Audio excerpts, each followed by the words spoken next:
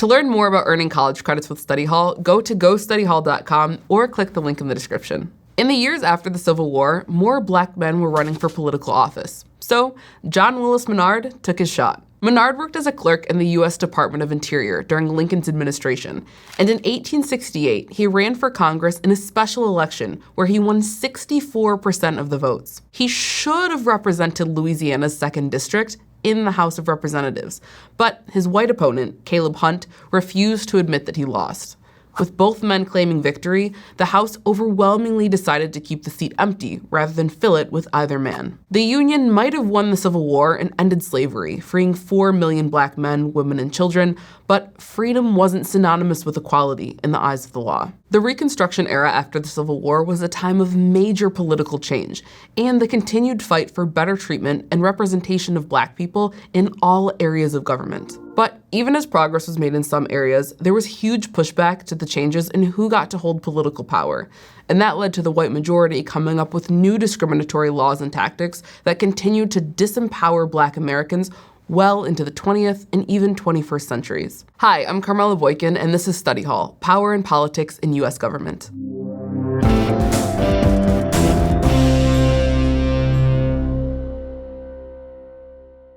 If we're going to understand the changes in who held political power after the Civil War, we need to talk about how we got to the Reconstruction Era in the first place. Ever since Britain and Spain colonized the East Coast in the 1500s and 1600s, the areas that became the southern states heavily relied on the labor of enslaved people to keep their agricultural economy going. Cash crops like cotton, tobacco, and rice made southern enslavers some of the richest people in the country. But the northern states also had a huge economic stake in enslaved labor since they were the main people buying, selling, and shipping things like cotton textiles. So when the framers were trying to create a new constitution in the late 1700s, their top priority was getting it approved, not ending the suffering of roughly 1/5 of the population, or around 700,000 people who were enslaved at the time it was written. The framers were willing to compromise and draft a document that could get ratified over all else. As a result, slavery isn't actually mentioned by name in the document they produced, but there are several places where it's addressed, showing how politics shapes our laws even down to their wording. First, the powerful bloc of Southern delegates demanded that enslaved people be included in population counts because it would increase their representation. But the northern states wanted to determine representation based on the number of free people only. So in Article 1, Section 2, the framers enshrined the 3/5 compromise, which means that 3/5 of the enslaved population would be counted. This allowed the South to have it both ways. They could be overrepresented in Congress, increasing their political power, while at the same time not having to give black people the right to vote in any elections. The second place where the Constitution addressed slavery was Article 1, Section 9. This section is all about powers Congress doesn't have, and said that Congress couldn't stop the importation of slave people until 1808, because some Southern delegates threatened to leave the Constitutional Convention if the trade were banned any sooner. But even once the importation ban took place in 1808, the number of enslaved people in the U.S. continued to rise. In fact, it's been estimated that 4 out of 5 enslaved people who ever lived in the US were born or trafficked into the country during the 1800s. The third time slavery was addressed was in Article 4, Section 2. It's called the Fugitive Slave Clause because it says that any enslaved people who escaped must be returned. Basically, it protects the rights of enslavers and perpetuates the idea that enslaved people should be treated more like property rather than people with free will. While the 3/5 compromise has since been repealed, the slave trade and fugitive slave clauses are still there. But they've been functionally obsolete since slavery was banned in the US. And even then, it took an entire civil war, plus several decades of politics for the rights guaranteed in the Constitution to be extended to everyone. After the Civil War ended in 1865 and until 1877, there was a period of upheaval known as the Reconstruction Era. It was a time when the South had to drastically reorganize their governments, but many in the white majority resisted this sudden change to their way of life. Big changes came from the Reconstruction amendments to the Constitution, which were intended to give meaningful rights to formerly enslaved people. First, the 13th Amendment of 1865 abolished slavery and involuntary servitude in all U.S. states and territories, except when serving time for a conviction. But many states still barred formerly enslaved people from exercising their rights. After the Civil War, former Confederate politicians and sympathizers returned to positions of government power. They passed laws known as Black Codes in an effort to continue to deny the rights of formerly enslaved people. These laws included restrictions on property ownership, voting, conducting business, and even allowed for the arrest and imprisonment of people for idleness. Authorities could arrest an unemployed Black person, fine them, and then auction them off to work on a plantation for maybe a year as a form of punishment for the supposed crime. So, to override the Black Codes, the federal government passed 2 more amendments. The 14th Amendment of 1868 defined citizenship at both the national and state levels for the first time by declaring that all persons born or naturalized in the U.S. are U.S. citizens, except for the indigenous people, who they left out of that definition. The 14th Amendment weakened the Black Codes by creating the Equal Protection and Due Process Clauses. The Equal Protection Clause requires state governments to treat people in the same way as others in the same circumstance, while the Due Process Clause guarantees everyone procedural due process, or the assurance that the government will act fairly before depriving someone of their life, liberty, or property interest. This basically means that the person is given notice and an opportunity for their court case to be heard by a neutral decision maker. The 14th Amendment also gives people substantive due process. This allows the courts to protect certain fundamental rights from being interfered with by the federal or state governments, even if these rights are not spelled out in the Constitution because they're so intertwined with the idea of liberty. These include the right to marry and the right to raise your child how you want to. And then the 15th Amendment of 1870 is all about voting. It was meant to give Black men the right to vote whether they were formerly enslaved or not.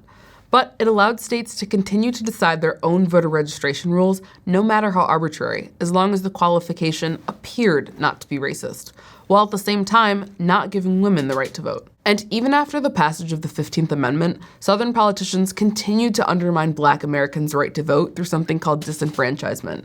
Let's take a look at an example of this in action. William was emancipated after the Civil War, and decades later, he still lived in South Carolina. And despite having his right to vote protected by the 15th Amendment, tests and taxes got in the way of him exercising that right. In order to register to vote, William had to pass a literacy test and demonstrate his ability to read a passage of text like part of the Constitution.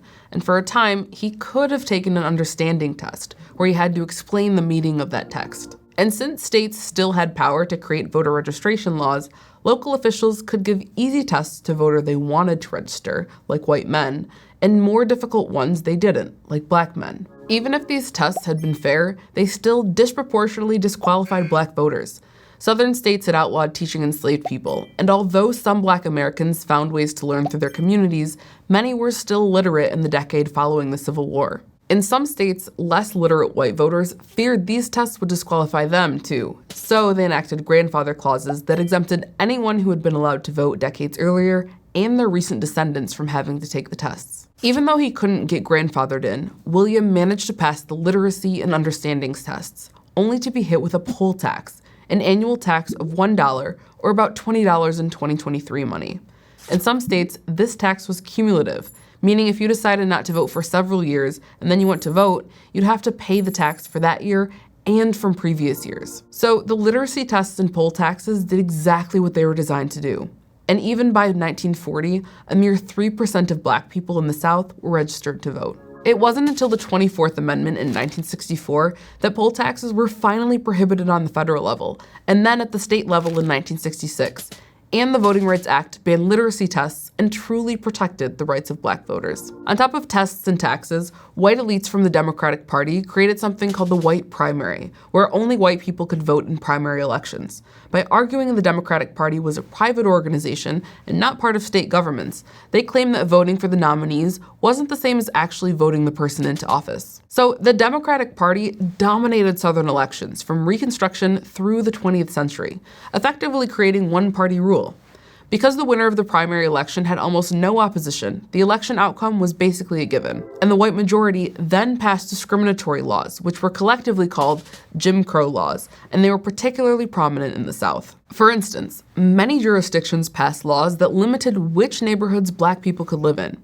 Jim Crow laws followed the idea of separate but equal, which said that as long as facilities were supposedly equal, it was okay to require people to use different entrances water fountains, parts of the bus, and more, based on how they were racialized. So, despite the protections offered by the Reconstruction Amendments, Black people and other marginalized groups were still excluded from many of the rights and privileges they were supposedly granted as citizens of the US. In fact, separate but equal was supported by the Supreme Court in the 1896 decision Plessy versus Ferguson, which found that racial segregation laws were constitutional if the separate facilities were equal in quality.